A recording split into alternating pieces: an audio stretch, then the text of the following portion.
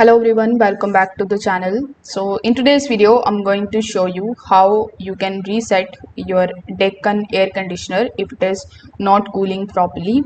So first of all, using its remote, you just have to simply press this type of on or off button in order to turn off your air conditioner.